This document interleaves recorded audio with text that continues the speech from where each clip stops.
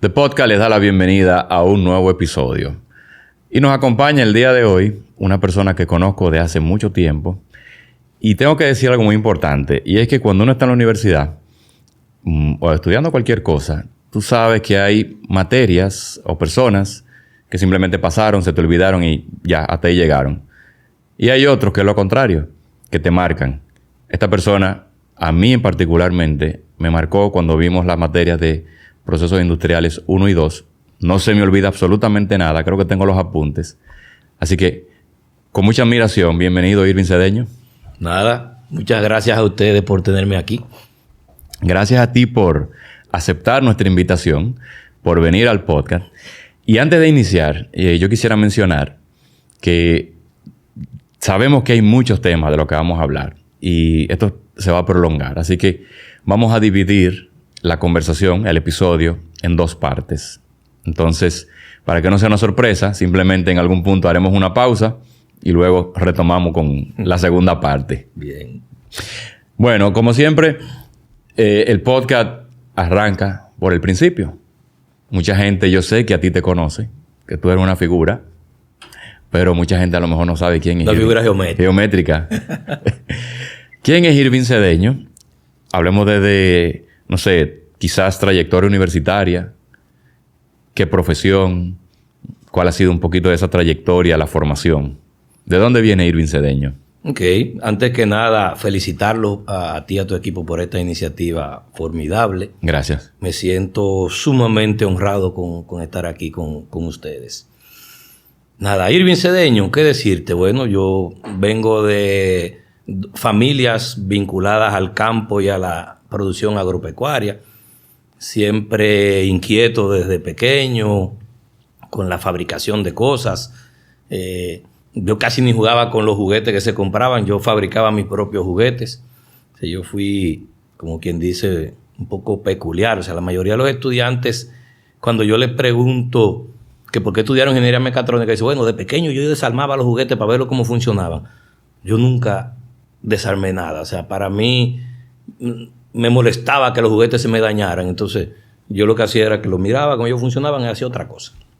Lo fabricaba yo de PVC, de madera, con tapitas de refresco. Yo hacía silla, mesa, lo que fuera. En ese devenir, mi papá fue observando eso. A la hora de que yo iba para la universidad, yo no tenía idea de lo que iba a estudiar. Y estoy ahí en ese dilema. Y mi papá dice, pero tú sabes lo que es ingeniería mecatrónica, es mecánica. Ingeniería mecánica, yo, ¿con qué se come eso? Y él me empezó a explicar lo que hacía la ingeniería mecánica, pero ese soy yo. Y ahí arranco en el INTEC.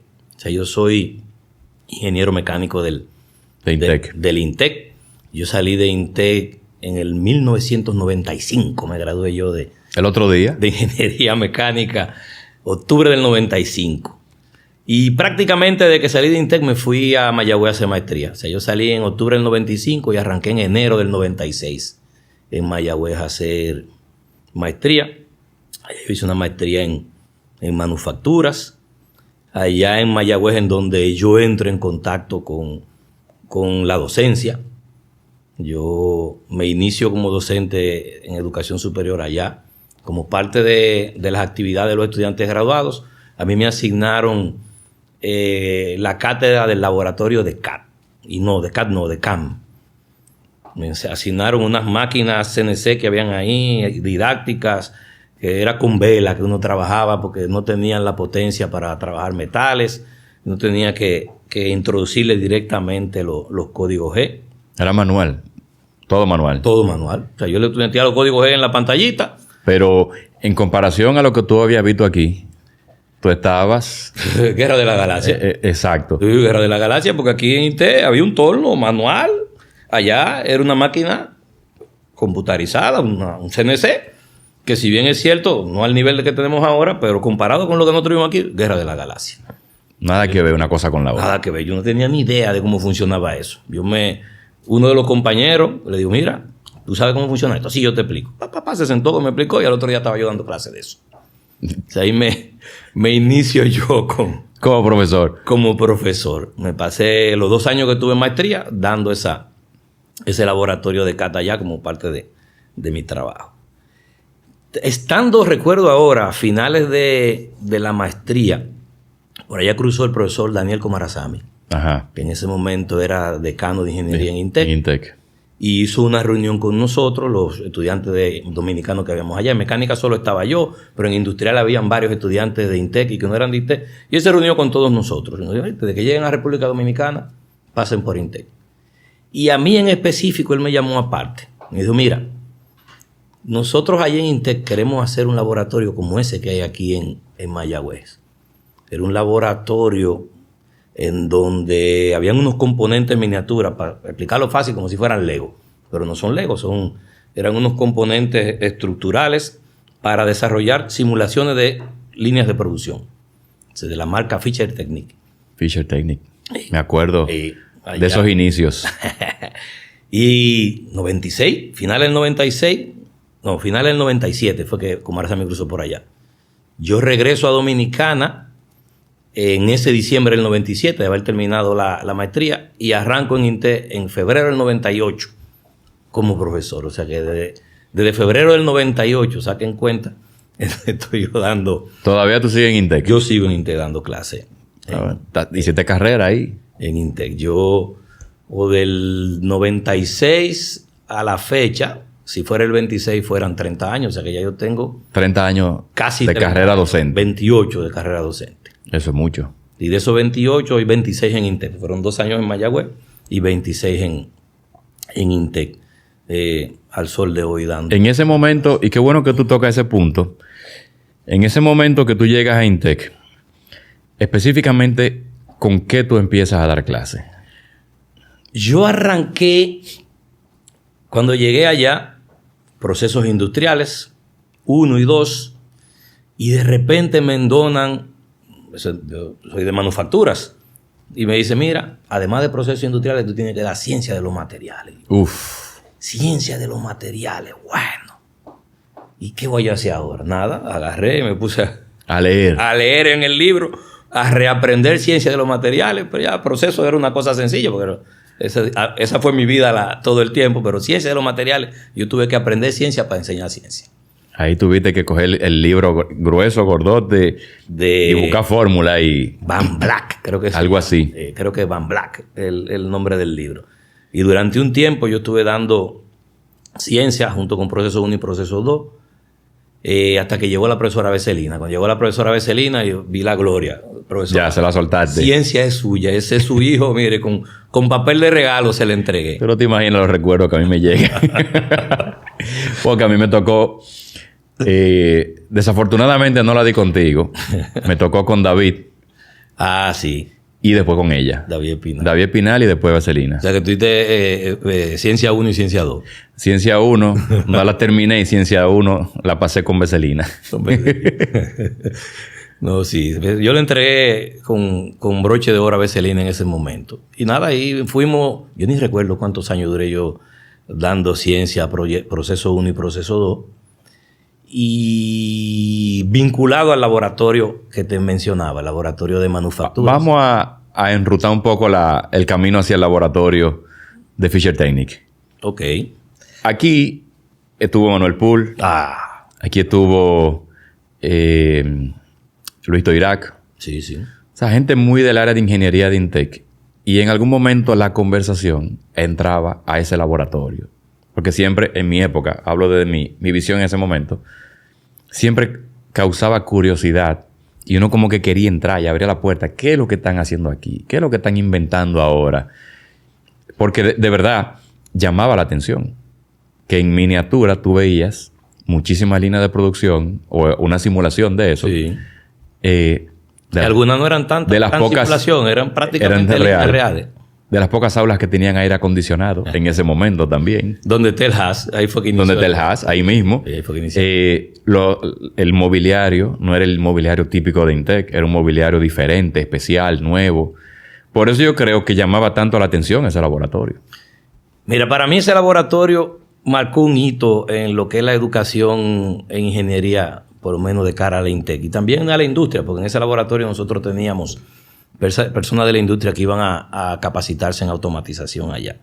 Ese laboratorio cuando nosotros lo arrancamos. Bueno, ahora que tú mencionas a Pool, yo recuerdo que Comarazami me dijo, desde que tú llegues te voy a poner en contacto con el señor Pool Johnson. Y yo dije, tú un gringo, rubio o azul. De Wisconsin. De 6 pies. Mínimo de Texas, una cosa así. Cuando llego allá me encuentro con nuestro amigo Manuel Pool, que me ha involucrado en muchas cosas. Entonces, básicamente arrancamos con ese laboratorio. Creo que Manuel dijo aquí que hasta una rifa tuvimos que hacer. Sí. Salía a vender boletos para comprar los materiales. Y yo estuve más vinculado en el desarrollo del laboratorio. Nosotros, había un técnico que contratamos en ese momento bastante bueno en automatización que llamaba Robert de la Cruz. Robert. Entonces, Robert... Yo llegué a estar con Robert en clase de SolidWorks. Entonces, Robert y como la idea principal la tomamos de Mayagüez, pedimos ayuda a Mayagüez y ellos nos mandaron a una estudiante. Tania, creo que me parece que se llama. Y ella vino, que había sido monitora del laboratorio de Mayagüez y tuvo como un mes con nosotros aquí, ayudándonos a dar forma de qué pedir. Nosotros estábamos claros lo que queríamos, pero no conocíamos los componentes. Ella nos ayudó a pedir los componentes. Ahí nosotros hicimos un cambio que para mí es lo fundamental de ese laboratorio, de lo que tenían en Mayagüez. El equipo Fisher Technic trae sus propios sensores, sus propios controladores, pero juguete de plástico. Nosotros no, eso no lo vamos a pedir. O sea, pedimos todos los componentes estructurales para hacer la línea de producción y entonces salimos al mercado a buscar los sensores más chiquiticos industriales que encontramos, los controladores, los PLC más chiquitos que encontramos y nosotros armamos verdaderas líneas de producción con componentes industriales que lo único que estaban montados en líneas miniaturas. Y arrancamos con eso. Mira, para mí yo siempre he definido ese laboratorio como mecatrónica para no mecatrónicos. O sea, para mí el inicio de mecatrónica se da ahí. Se da en ese laboratorio. En el 1996. Finales del 96, cuando Comarazami me dice, mira a ver lo que están haciendo en ese laboratorio allí en Mayagüez. Y tráemelo. Y tráelo para acá. O sea que ese momento marca de una manera indirecta o informal el inicio de mecatrónica en el país. Desde mi punto de vista, sí. Ya que tú entraste en el tema de mecatrónica, yo no quería llegar ahí todavía, porque eso lo tengo más hacia adelante. Oh, está bien. Pero de las cosas que yo quisiera que hablemos de mecatrónica, y no voy a entrar en el detalle, simplemente te lo voy a dejar para que no se nos olvide. Okay. Es primero eso, cómo inicia y cuál ha sido el trayecto de mecatrónica. Pero antes de llegar ahí, yo quiero que concluyamos con Irving Cedeño. Bien. Porque yo sé que tú has estado en la parte académica, pero tú también has estado en la parte industrial. Vámonos a la parte industrial y después volvemos a la parte académica. Bien, mira, yo he llevado mi vida prácticamente con 3 hilos. Mi mundo académico, que es del que estábamos hablando, y mi vinculación al sector industrial y mi vinculación al sector agropecuario por temas por la familia. O sea, yo entré en Intec, como les mencioné, en febrero del 98 y entré a trabajar en la Cervecería Nacional Dominicana en marzo del 98. O sea, yo llegué diciembre del 97, febrero en Intec, marzo en cervecería. ¿Y ese trabajo te llamaron, lo conseguiste, lo tuviste que pelear? ¿Cómo fue? Mira, eso es algo bastante interesante que yo todavía no entiendo al sol de hoy. Yo averigué cuáles son las empresas en las que yo quería trabajar, que la Manicera, ese Mercasí, que antes le llamaba la Manicera, Mercasí, Cervecería, Leche Rica, etcétera, etcétera. Cervecería. Arrancó para cervecería, me dicen que los jueves que reciben currículum. Y yo llego a cervecería y veo una fila que llegaba casi desde el Malecón hasta la Independencia. Wow. De gente llevando currículum. Y yo, bueno. O sea, vamos a dar un poco de perspectiva. Eso es como 1 kilómetro de distancia. Sí. Una cosa así. Pero una cantidad de gente que yo no me imagino ni cuánto habían ahí, entregando currículum. Y yo, bueno, está difícil esto. Déjame buscar otra vía. Y me volví para mi casa, busqué el fax de la cervecería y mandé mi CV por fax. Yo que duré casi 20 años en la cervecería y en muchas ocasiones estuve en recursos humanos ya después que estaba allá, yo sé la pila de CVs que llegaban por fax, que lo que hacían era que lo cogían y lo tiraban en un zafacón por la cantidad inmensa de O sea, literalmente lo tomaban de donde llegaban y lo tiraban a la basura. Porque eran demasiado. Entonces Nadie lo veía. ellos revisaban lo que llevaban. O sea que yo no entiendo cómo el mío Salió de ahí. Salió de ahí. No fue a la basura. no lo entiendo. Y peor aún, cuando ellos me llaman, me ofrecen una pasantía. Y yo acá, pero ¿cómo que una pasantía? Yo soy ingeniero. Tú venías con el mindset, ya yo soy máster. Una maestría, yo me como el mundo. ¿Cómo van a ofrecer una pasantía? Y le dije que no, que yo no iba para allá. Y un tío mío se enteró de eso. Y le dijo a mi papá, ¿ese muchacho está loco? No, y me cayeron encima los dos. Y entonces de cervecería volvieron y me llamaron. El reclutador, me acuerdo cómo ahora se llama Fran Verdiel. Vuelve y me llama y me dice, mira, yo sé que tú me dijiste que una pasantía no, que sé yo qué, pero que esa es la manera. Y yo, mira, está bien, yo voy a entrar. Como pasante. Como pasante. Y yo pasé en cervecería como 7 meses como pasante. Yo estaba en Intec y en cervecería. O sea, yo arranqué como 7 meses como pasante.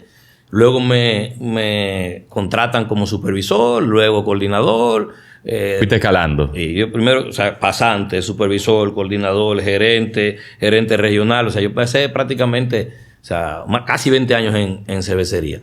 Y pasando diferentes departamentos. Yo inicié en mantenimiento, en envasado. De ahí 2 años duré en mantenimiento. Después en el mismo mantenimiento me pasaron a un proyecto de mantenimiento. De ahí pasé a logística.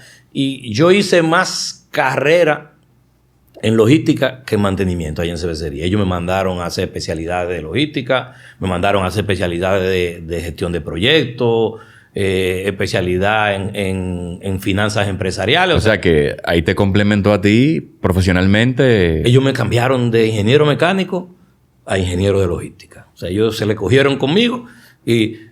Te transformaron. Y me transformaron, o sea, me dieron la capacitación que hay así. Y ahora mismo mi experiencia en el sector industrial está más en logística que en mecánica, que fue lo que originalmente yo estudié. O sea, yo de esos casi 20 años, 2 años fui mantenimiento. El resto fue proyecto y logística. Y logística. O sea que tú, más que todo, mantuviste tu carrera profesional apegada a la parte académica. A la parte académica. No necesariamente en lo que tú hacías todos los días en tu oficio. Sí. Lo que yo hacía todos los días en mi oficio es gestión de proyectos.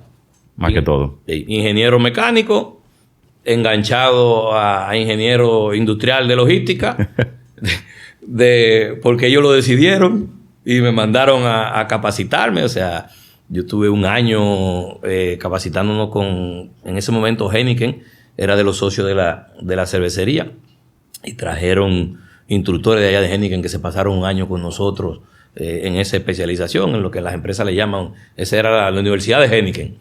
Entonces, 1 año en eso, trabajando y cogiendo capacitación en el mundo de la logística. Ahora, 20 años en una empresa como cervecería,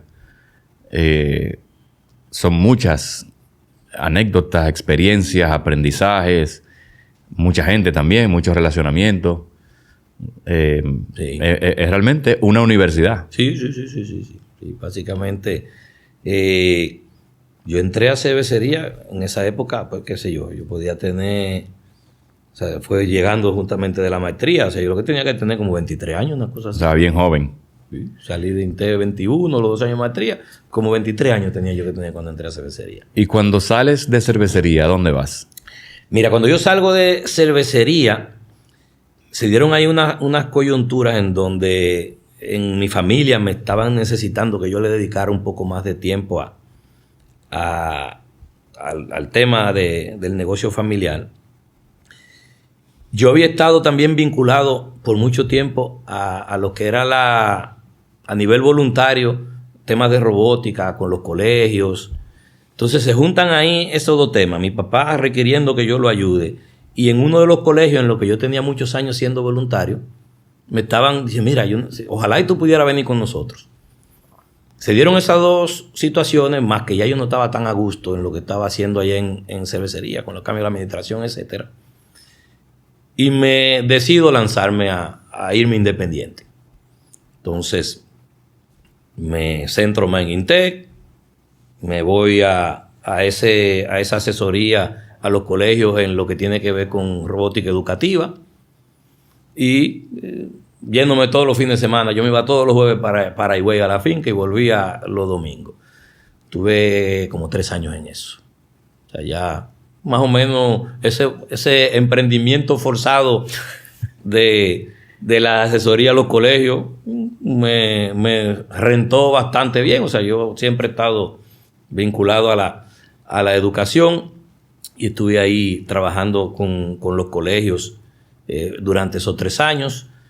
Ya los temas que demandaban de mi familia que yo le dedicara tiempo ya no necesitaban tanto de mí, y también llega la pandemia.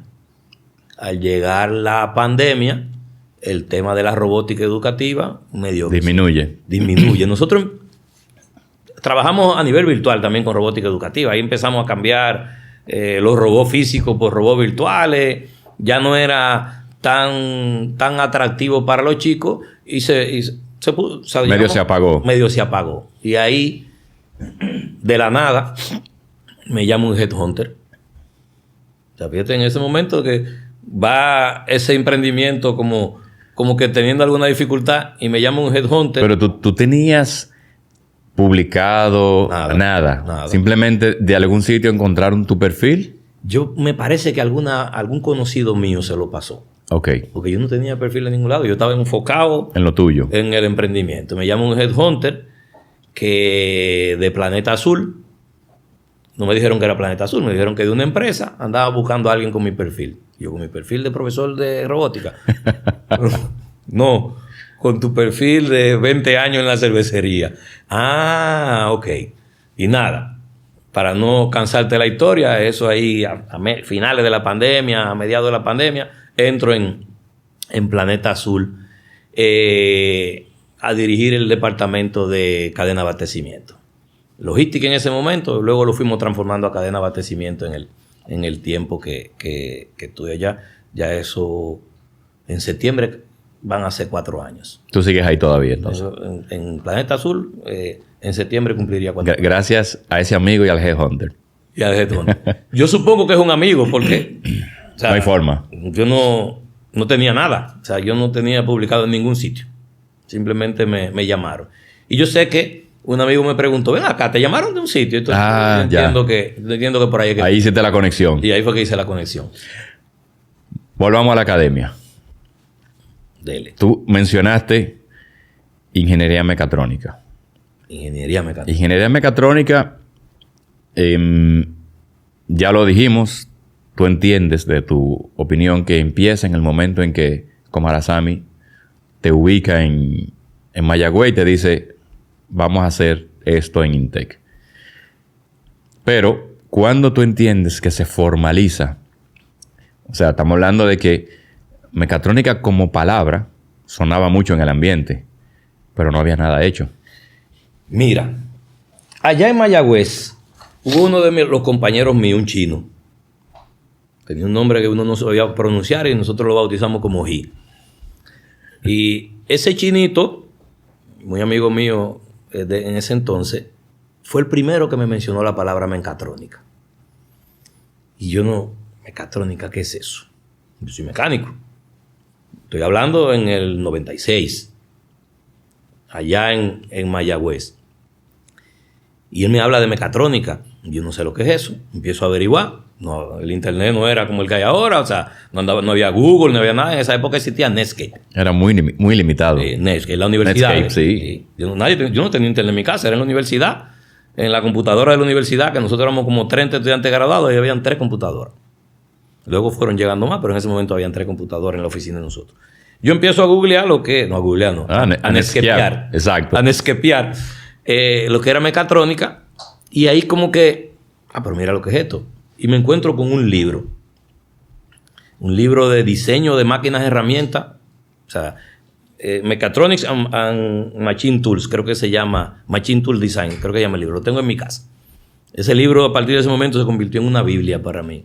Yo me lo he leído 1000 veces. Tenía un approach bastante interesante. Que los primeros capítulos era electrónica para mecánicos y la otra era mecánica para electrónica. Ahora que tú entras en ese punto. Perdón. Dale. Típicamente oímos mecatrónica. Escuchamos el término mecatrónica.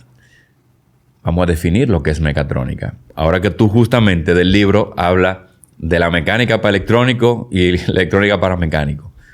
Definamos eso y seguimos la conversación. Bueno, mira, brincando, que quizás no hemos llegado ahí, yo fui coordinador de ingeniería mecatrónica en INTEC casi por 16 años. Uh-huh. Entonces, durante esos 16 años, o sea, hace un año y algo que yo solté la coordinación. En esos 16 años, yo me negué y me di a la tarea a que los muchachos se definieran como que ellos eran una mezcla de mecánico con electrónico. Y yo, no, entonces eso sería un mecánico electrónico, eso no es un mecatrónico. Y el mecatrónico tiene su propio perfil. Y ustedes tienen que estar claros que ustedes no son mecánicos electrónicos. Porque ustedes sepan física y matemática, no lo hace un físico matemático, ellos son herramientas. Entonces ustedes son mecatrónicos. ¿Y qué es mecatrónica? Nosotros allá en el INTEC hemos definido lo que nosotros llamamos el modelo IMC. IMC fueron las siglas que nosotros le pusimos a mecatrónica, que ahora se utilizan aquí en sentido general. Pero ¿tú sabes de dónde vienen esas siglas? Cuando nosotros estábamos armando el pensum de mecatrónica, en el Tecnológico de Monterrey, que fue uno de los primeros pensum que yo revisé, ellos le llamaban IMT. Y yo, IMT, pero es una tubería. No me gusta IMT. ¿Cómo nosotros le vamos a poner a la sigla de la carrera? A la carrera y le quitamos la T por C. Y le pusimos IMC a Ingeniería Mecatrónica. Nosotros tenemos eso, el modelo IMC, y en ese modelo IMC nosotros planteamos que los mecatrónicos son ingenieros que utilizan herramientas especiales tales como mecanismos, control, programación, procesos, para desarrollar soluciones inteligentes que realizan operaciones tangibles de una manera eficiente, automática y segura. Y no hemos amarrado ahí, o sea, para que los muchachos no le digan que son una mezcla de mecánico con electrónico. Que tengan claridad. Y le lavamos la cabeza. Ustedes no son mecánicos electrónicos, ustedes son mecatrónicos. Y los mecatrónicos desarrollan soluciones que tengan que cumplir con esas 5 características. Operaciones tangibles, inteligentes, eficientes, seguras y automáticas. Entonces, ¿qué es eso? Casi todas las máquinas hoy en día cumplen con eso. Y nosotros le dijimos a los muchachos, mecánica cumple con todo eso, lo único que los dispositivos mecánicos no tienen que ser inteligentes. Electrónica cumple con todo eso, ahora los dispositivos electrónicos no realizan operaciones tangibles. Entonces ustedes son integradores de soluciones que tengan que realizar las 2 cosas, utilizando esas herramientas. Muchas veces a los muchachos les sale más fácil decir como quiera. Nosotros somos una mezcla de mecánica con electrónico para aplicarle a los padres. O le dicen que ellos hacen robot. Y mire que mecatrónica es más que robot. O sea, todos los robots son mecatrónicos. Pero hay cosas que no son robots que son mecatrónicas. Yo entiendo el sentimiento de ¿qué hace un diseñador industrial? Ok, hay que empezar a explicar de nuevo todo. Entonces es una lucha. Yo les digo, mire, un cajero automático es un dispositivo mecatrónico y no es un robot. Un ascensor es un dispositivo mecatrónico y no es un robot. Un carro es un dispositivo mecatrónico. Desde que tú tienes una computadora, que tú vienes, pisa el acelerador y la carro no te hace caso. El carro hace caso a lo que diga la computadora. Ya es un dispositivo mecatrónico. O sea, un carro de antes, tú agarras y pisas el acelerador y un cablecito le echa combustible y no importa que lo vaya a quemar o lo que vaya a hacer, le da todo el combustible que tú le estás tirando. A un vehículo de hoy en día, tú pisas el acelerador y eso le manda una señal a una computadora que es la que decide lo que le va el combustible que le va a echar para no contaminar el medio ambiente, para ser más eficiente, etcétera, etcétera. Entonces, ahora, hoy en día, mecatrónica prácticamente está en todos los sitios. En todas partes. En todos los sitios. Cuando yo empecé el ámbito profesional, yo me acuerdo que fue cuando empezábamos a dar clase en el ITLA y era bajo un programa académico que se llamaba Especialidad en Mecatrónica. Yo entiendo que fue un nombre un poco comercial. No había todavía, la carrera no existía. No. Mezclaba CAD, Machine Vision, hacer los elementos de manera física. O sea, tú tenías que fabricar el mecanismo y todo lo que implicaba los componentes, las interacciones, ponerle los sensores, los motores, todo eso. O sea, eran 4 materias, ahora se me escapa una, creo que se llamaba Fundamentos de Mecatrónica o algo así. Entonces, y creo que había algo de programación también. Para mí fue el inicio de mecatrónica. Yo en ese momento igual no sabía lo que era, no entendía lo que era. Yo solamente me enfocaba en que me tocaba mi parte de CAD. Y cuando veía los resultados de los estudiantes con los modelos funcionando. Pero ya tú me estás diciendo que desde mucho atrás se viene gestando el tema. El laboratorio de manufactura, nosotros, como te dije, yo arranqué a trabajar en el desarrollo del laboratorio en el 98, y si la memoria no me traiciona, en el 99 o el 2000, a más tardar el 2000, el laboratorio estaba funcionando. Ya en el 2000 estaba. Te lo digo porque yo llegué a tomar materias electivas en ese laboratorio. En un momento en que no había aulas y ese laboratorio estaba vacío, decían, no, póngalo ahí. Bueno, entonces, logística yo di ahí. Entonces, en el 99 ya teníamos el laboratorio de procesos de automatización, el LabMan le llamamos nosotros. Muy celosos, por cierto. Decían, van a tomar la clase, pero nadie ponga mano. Nadie ponga mano. No toquen nada. Eran componentes delicados, y costosos. Costosísimos, que tuvimos que hacer rifa, como ya hemos dicho, para comprar esos componentes. O sea, de esa época, ya eso es mecatrónica. Y yo no, si la memoria no me traiciona, yo no sé, me parece que también el laboratorio de mecatrónica de allá de Intec, no la carrera, el laboratorio de allá de mecatrónica, que creo que Manuel Pula habló de él aquí, que lo conseguimos con una donación de la cervecería. Sí. También fue anterior al arranque del ITLA. En ese laboratorio, nosotros ni siquiera teníamos la capacidad para dar clases y trajimos profesores de México. O sea, nosotros, ese laboratorio se le compró, eran de la marca Festo todo, y nosotros, las primeras capacitaciones que se dieron ahí, que se dieron diplomados para la industria, porque esa era parte del acuerdo. Ahí era que tenían el brazo robótico. Ahí era que estaba el brazo robótico.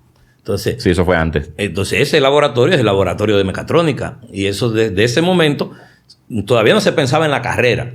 Pero sí en ese laboratorio nosotros empezamos a darle electivas a los de mecánica, a los de industrial, a todo el mundo, de mecatrónica, como electiva para ellos. Y con la relación con la cervecería, también llegó personal de la industria a capacitarse en ese laboratorio en temas de automatización. O sea, ingenieros que tenían muchos años laborando en la cervecería, en diferentes otras empresas, Mercasip, que era de la donde teníamos las principales relaciones, fueron a capacitarse ahí. Eran los que iban. A ese laboratorio. Eran estudiantes. En el mismo salón teníamos estudiantes e ingenieros juntos. Juntos, mezclados. Mezclados, con profesores mexicanos que fueron los primeros que vinieron. Yo mismo tomé clases ahí con esos profesores para entender de qué se trataba el tema.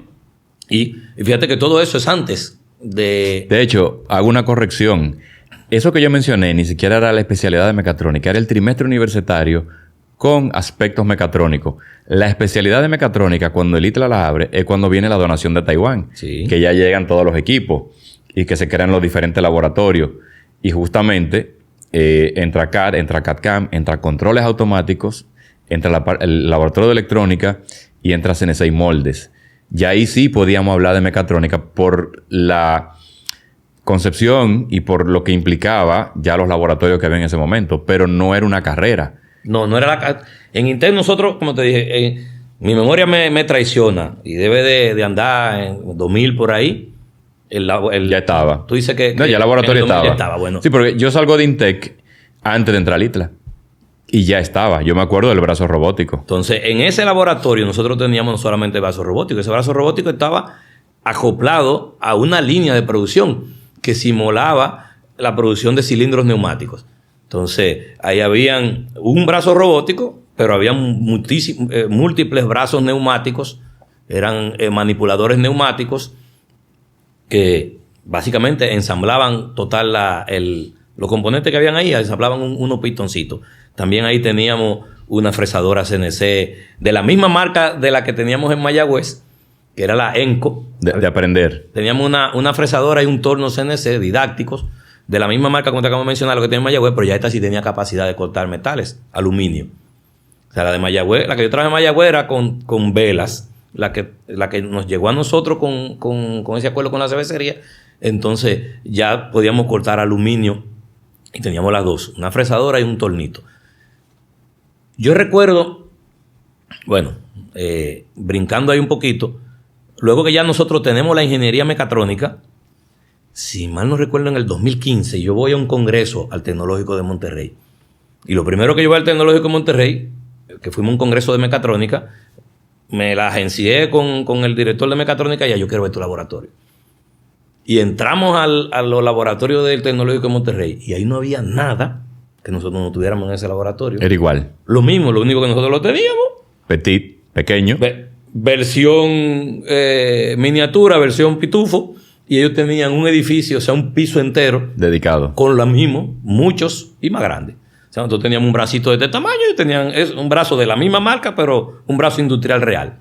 O sea, que nada de lo que en el Tecnológico de Monterrey, que ya tenían 10 años en ese momento cuando yo estuve allá, con ingeniería mecatrónica, en el laboratorio de ellos, no había nada que nosotros no tuviéramos en el laboratorio. Igual, hay que entender las proporciones. O sea, el Tecnológico de Monterrey... una monstruosidad. Es una monstruosidad y una institución de muchísima trayectoria. Ahora que tú mencionas eso que vas al Congreso y que ya la carrera estaba establecida, ¿cuándo formalmente INTEC abre la carrera? Mira. ¿Cómo fue ese proceso de prepararse no sé, sabemos muy bien tú y yo lo que implica abrir una carrera, pero quizá el que nos está viendo, nos escucha, no tiene idea de que tú tienes que pasar por una serie de escrutinios de la parte de aval con los ministerios, cuáles son las asignaturas, quiénes van a ser los profesores. O sea, ¿en qué momento, cuándo se da todo eso y en qué momento formalmente abre? Mire, ya nosotros teníamos 98, para ponerle 99, para ponerle una fecha, que no estamos de acuerdo si era el 99 del 2000, el laboratorio de manufactura. Ahí bien próximo teníamos el laboratorio de mecatrónica. Muchos de ustedes que fueron al ITLA, que se capacitaron en ese laboratorio en algunos temas. Y ya el ITLA tenía avanzado lo que era el tecnólogo en mecatrónica. Uh-huh. Y vuelve y se me acercan los mismos dos personajes de la otra vez. O sea, el profesor Komarasamy, que en paz descanse, y el profesor Manuel Pool. Y me dicen, tenemos esta idea. ¿Qué te parece si nosotros aquí lanzamos la carrera de ingeniería mecatrónica? Eso fue como en el 2005, por ahí. Y queremos que tú te pongas a trabajar en el desarrollo de ese pensum. Básicamente, y pues ni modo, arranquemos. O sea, otro más de los proyectos. Otro reto. Otro reto de lo que ustedes me tiran aquí. Y arrancamos por ahí, por el 2005. Y te digo el 2005 porque nosotros abrimos la carrera en el 2007. O sea, en el 2007 arrancaron los primeros estudiantes. Entonces, todo ese proceso de nosotros armar el pensum, ir a la MESID para alinear, etcétera, etcétera. De hecho, los primeros estudiantes de ingeniería mecatrónica salen en los récords de INTEC como estudiantes transferidos. ¿Por qué? Porque ya nosotros teníamos los estudiantes tocando la puerta, ya habíamos hecho la promoción y el MESIP todavía no había liberado el programa. No aprobado. Todavía no lo había aprobado. Y nosotros, ¿qué hicimos? Bueno, ustedes se inscriben en mecánica, ustedes se inscriben en electrónica y desde que aprueban, lo transferimos. Y eso creo que fueron 12 los primeros estudiantes que se inscribieron. Y se inscribieron así, un grupo en mecánica, un grupo en electrónica en el 2007. Y luego se transfirieron a mecatrónica. Inmediatamente la MESID liberó el pensum. Pero más o menos te decía eso, como en el 2005, 2006, no recuerdo exactamente cuál de las dos fechas. Komarasamy y Manuel Pool me lanzan ese nuevo reto de la carrera. Y ahí arrancamos con eso. ¿Qué fue lo que hicimos? Bueno, yo empecé a mirar en Europa, en Asia, en América Latina, en Estados Unidos, ¿qué se estaba haciendo con mecatrónica? Evidentemente puse mis ojos en el Tecnológico de Monterrey.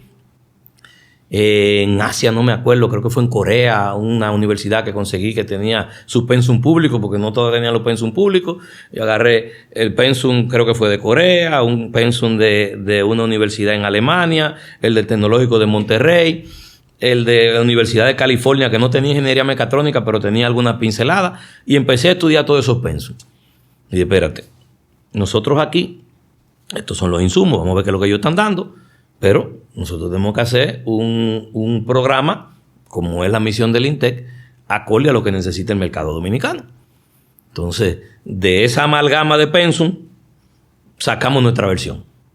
Un poquito de cada quien. Un poquito de cada quien y mucha pincelada de lo que necesitaba República Dominicana. Hay muchos profesores allí en INTEC que estudiaron en Estados Unidos y que siempre se encuentran que el pensum nuestro está muy cargado de créditos. Y básicamente yo sí. Lo que pasa es que fuera de aquí los ingenieros son solamente diseñadores. Aquí el ingeniero dominicano que es solamente diseñador y no tiene capacidades técnicas, por llamarla de una manera, se le hace difícil insertarse en el mercado. Entonces, nuestro pensum está enfocado a lo de aquí. Está enfocado a que si tú sales del país sea competitivo, pero si te quedas en el país sea competitivo. También. Entonces, es un pensum que tiene la doble visión. Tiene el equilibrio. Tiene la doble visión, o sea, tiene todo el componente de ciencia para tú ser un diseñador correcto y tiene el componente hands-on para que tú puedas entrar al mundo laboral dominicano. Y así se diseñó desde el momento cero. O sea, en esos pensum de las otras universidades teníamos el componente de ciencia, no teníamos el componente hands-on. INTEC es muy hands-on. O sea, INTEC, desde mi punto de vista, el éxito es práctico. En ciencia, el éxito en ingeniería que tiene INTEC es la inversión que hace en laboratorio, la inversión que hace en equipo, para que los muchachos cuando salen de INTEC saben trabajar. Han hecho eso muchas veces. O sea, desde mi punto de vista ese es el éxito de INTEC y eso nosotros lo imprimimos en el pensum de mecatrónica. O sea que pioneros de la carrera, Irving Cedeño, por la tarea que le ponen Manuel Poole Johnson y Daniel Comarazami. O sea, yo, sin ninguna duda, puedo decir que el primer pensum de ingeniería mecatrónica de República Dominicana lo hicimos nosotros allá en INTEC. Sí, porque no había ninguna otra institución con una carrera de ingeniería mecatrónica. Y así como en el 97 empezamos a visualizar lo del laboratorio de manufactura, que se concretiza en 99 por ahí. Y allá, la primera pinceladita de ingeniería mecatrónica, igualito. La primera carrera de ingeniería mecatrónica, el primer pensum de ingeniería mecatrónica se hizo allá en el INTEC, que se lanza por primera vez en el 2007. Con esa concesión, que los estudiantes fueran competitivos a nivel nacional y a nivel internacional. Los resultados que hemos obtenido, exactamente eso. Nosotros tenemos estudiantes egresados de ingeniería mecatrónica en toda parte del mundo. Muchos de ellos ya han hecho doctorado. Por ejemplo, Manuel Poole te habló de Heribert. Heribert tiene un doctorado en biomecánica y está trabajando con un equipo de pelota. Pero así también está Wilson en Francia con su doctorado trabajando allá. Está Isaac en Estados Unidos, que también acabó su doctorado. Tenemos diferentes estudiantes que hicieron maestría y están fuera también. Estudiantes que trabajaban aquí en la empresa nacional en Zona Franca y las empresas se lo han llevado fuera del país. O sea que ese componente de competencia internacional entendemos que se cumplió. ¿Y el de aquí? Porque los resultados están ahí. Y si hablamos a nivel local, nosotros tenemos empresas como la gente de Rockwell Automation. De la primera cohorte de egresados de mecatrónica salió un joven que se llamaba Américo Rivas. Américo empezó a trabajar en Rockwell y después de ahí en Rockwell han contratado yo no sé cuántos mecatrónicos a partir de ese papel que desarrolló Américo en Rockwell. Similar pasó en Koala. Llegó el primero a Koala, que creo que fue Grey Guzmán. Creo que fue Grey el primero que llegó a Koala. Después de ahí han ido una cantidad importante de mecatrónicos a Koala, similar en la cervecería, similar en Dos Ríos, en donde quiera que llegaba un mecatrónico, los otros lo llamaban. O sea, al punto tal de que ya nosotros no teníamos ni siquiera estudiantes para ofrecer. Yo empecé, sin que se den cuenta ellos, porque no, hasta que vean el podcast, a robarme estudiantes de una empresa para la otra, porque ya yo no tenía. Cuando me pedían, ya no tenía qué hacer. Yo, mira, ese se me parece a fulano. No se lo diga. Perfil, aquí y allí. Y yo recuerdo, por ejemplo, hay una chica que se llama Lucía, que ahora está en Estados Unidos también. Lucía estaba en Fenwal, creo que era que ella estaba. En ese momento se llamaba Fenwal, ahora ya es Fresenius Cabinet. Creo que estaba en Fenwal, que yo mismo había mandado su CV porque me lo habían pedido. Y de Koala me piden a alguien, pero ese es Lucía. Y Lucía, ¿cuánto tú estás ganando? Tanto toma. Y se fue Lucía de Fenwal para Koala. Eso queda aquí entre nosotros. No va a salir a la luz pública. De suerte que los millones de audiencia sí. no lo van a percibir. No lo van a percibir. Solo 2 o 3 seguramente. Mira, Irving. Después de INTEC abrir esa puerta, ya tenemos ingeniería mecatrónica, somos los primeros, desarrollamos todo lo que tú has mencionado, pero detrás de eso, o sea, INTEC y tú específicamente abren un mercado que las demás universidades dicen, yo también quiero irme por ahí. O sea, ya no es solamente INTEC. Ya tenemos ingeniería mecatrónica en otras universidades. Pucamaima lo tiene. Creo que ellos fueron los segundos que lanzaron el programa. Exacto. Creo que en el 2016, si mal no recuerdo. Entonces, no sé si hay otra universidad ahora mismo, pero nosotros que nos mantenemos... a nivel de tecnólogo hay muchos sitios. En mi radar solamente como universidades lo tenemos Pucamaima e INTEC. Sí. Te decía que nosotros a nivel de lo que nos toca hacer, el territorio que comprende Centroamérica y Caribe, tenemos que viajar, visitar. Y no es solamente República Dominicana. Vemos un boom en Costa Rica, en Guatemala, donde se está haciendo ingeniería mecatrónica muy similar a lo que tenemos acá. Entonces, ¿cuál es ahora mismo como que esa, si se puede responder, claro, como que ese factor que hace que ingeniería mecatrónica, y así lo veo yo, lo ve Melissa, lo ve tú, sea como que la ingeniería de esta época, la del momento, y no porque es una moda, porque no lo es, sino que es algo que llega y llega para quedarse, para establecerse? Tú has mencionado muchas cosas, pero si lo vemos de manera integral, ¿por qué ingeniería mecatrónica está ahora mismo? La empresa X dice, no, yo quiero al mecatrónico por encima del mecánico o del industrial. Mira, la respuesta que yo tengo para esa pregunta es una respuesta que pues es un tema que yo hablo con los estudiantes casi todos los días. Y ellos se ven tan cansados de escucharme decirlo. O sea, la razón de ser, la razón por la que nace mecatrónica, por la que existe mecatrónica, es poder llegar a un nivel de eficiencia en el proceso, que si no es con un enfoque mecatrónico no se puede lograr. Ya, no digan más nada. Lo dijiste todo. Tan sencillo como eso. O sea, un dispositivo mecánico que no tiene un cerebro computarizado pensando, entre comillas, si echa más combustible, si echa menos combustible, si acelera, si no acelera, haciendo la relación con el vehículo que te dije ahorita, hay desperdicios. Entonces, mecatrónica viene a eso, a reducir los desperdicios, a hacer los procesos más eficientes. Y este mundo de hoy, todos los días necesitamos ser más eficientes. Entonces, por eso mecatrónica llega a donde está llegando, no se va a salir de ahí nunca. O sea, no se va a salir de ahí. O sea, mecatrónica, hay uno de los egresados, que yo le llamo, muy amigo mío, me va a aceptar que yo le diga que tiene hasta el atrevimiento de decir, y lo dice él, no lo digo yo lo voy a repetir, de que ahora mismo mecatrónica se está convirtiendo, o se convertirá en algún momento, en la ingeniería madre.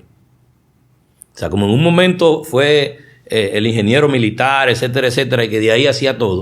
O sea, que el punto de partida es la mecatrónica y que después de ahí vienen las otras.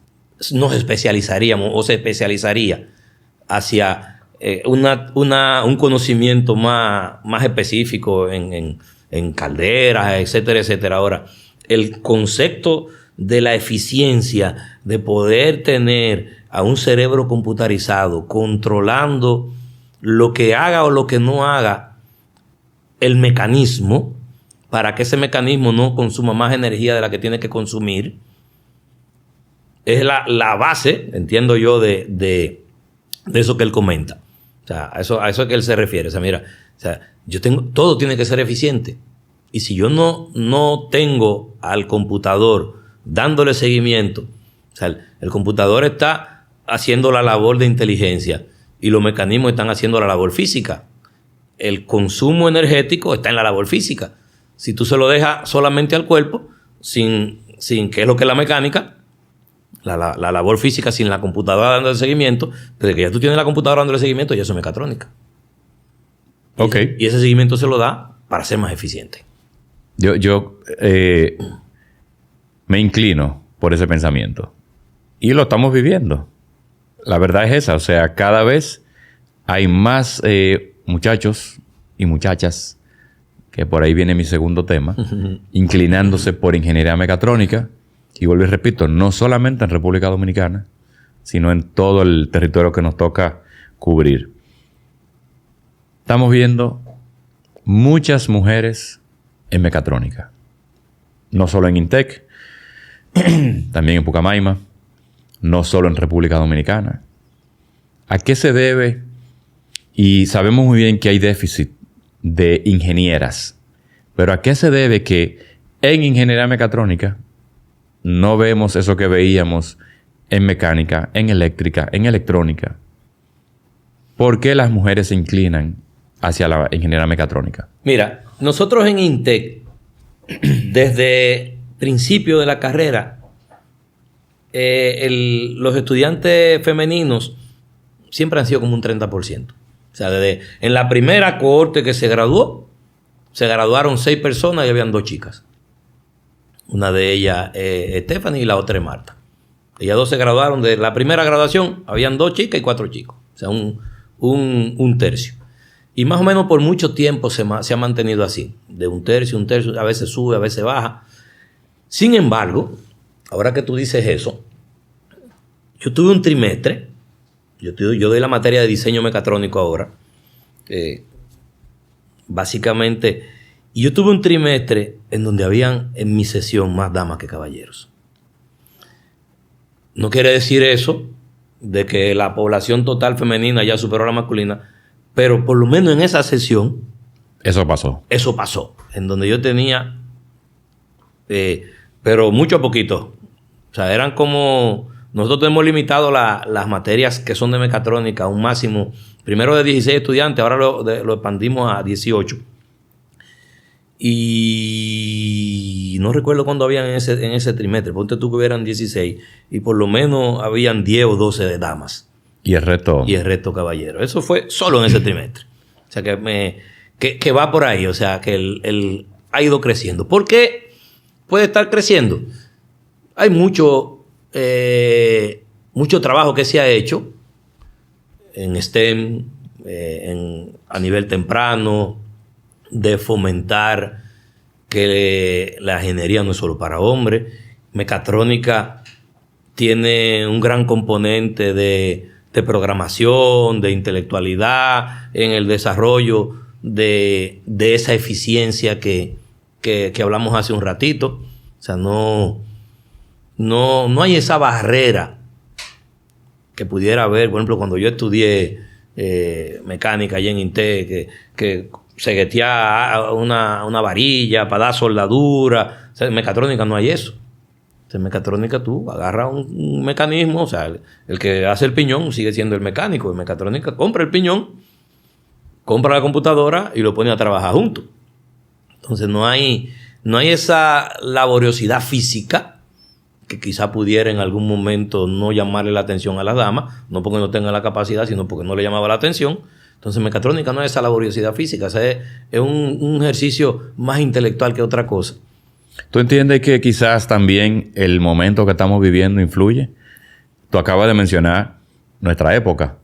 Primero, no había una alternativa de mecatrónica. Igual, las tecnologías de hace 25 años no son la tecnología de hace 10 a la fecha. No sé, quizá el momento, el tiempo, la época en que a cada quien le toca vivir, que encuentra, no sé, cosas que quizá en otra época, por diversas razones, no se podía y ahora sí. Enganchando en eso que tú dices, es algo tan sencillo. En el momento en que nosotros iniciamos con mecatrónica, ni hablarle cuando yo estudié, la popularidad de la manufactura aditiva, o sea, la impresión 3D no existía. O sea, había que hacer la pieza con la mano. Ya hoy en día, tú ni siquiera tienes que hacer la pieza con la mano. O sea, tú la dibujas, la diseñas, la mandas en una impresora, busca un MDF y lo mete en una cortadora láser. O sea, el desarrollo de los componentes con la tecnología que tenemos ahora y que tenemos allí en el INTEC.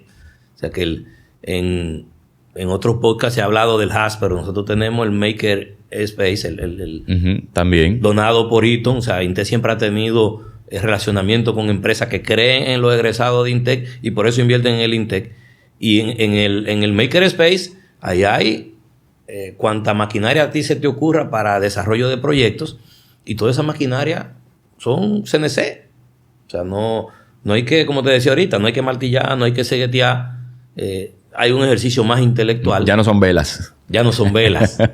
Hay un ejercicio intelectual y eso abre un campo más amplio para que todo el que tenga esa inquietud la desarrolle sin las restricciones de yo no quiero majame un dedo.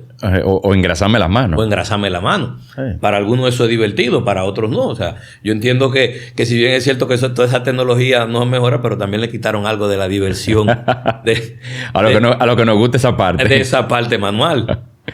Ya ahora mismo los muchachos todo impresión 3D, todo MDF. Sí, todo digital. Son carpinteros ahora mismo todos. Carpinteros de láser. Yo te había mencionado al principio que es mucho lo que íbamos a hablar. Ya se nos fue una hora. ¿Cómo va a ser? Se nos fue una hora. Vamos a hacer la pausa de concluir con esta primera parte y luego entonces damos inicio a la segunda parte. Nos quedamos con educación temprana. Yo quiero que abordemos ese tema, sobre todo desde STEM. Bien. Así que yo despido el episodio simplemente porque por tema de tiempo ya lo explicamos. Hay que dividir y hacer una primera parte y una segunda. Igual los invito a que nos sigan en todas nuestras redes sociales, que den like, que comenten, que se suscriban. Claro. No estoy despidiendo al invitado, lo vamos a tener en la parte número 2, pero como siempre hay que cerrar de alguna manera. O en la parte 3 decía Balbuena que la segunda parte nunca Bueno, pues está bien, vamos a hacer la parte 3 entre paréntesis 2. Así que en un rato seguimos, Irving. Perfecto. Bueno, en el próximo episodio continuamos la conversación.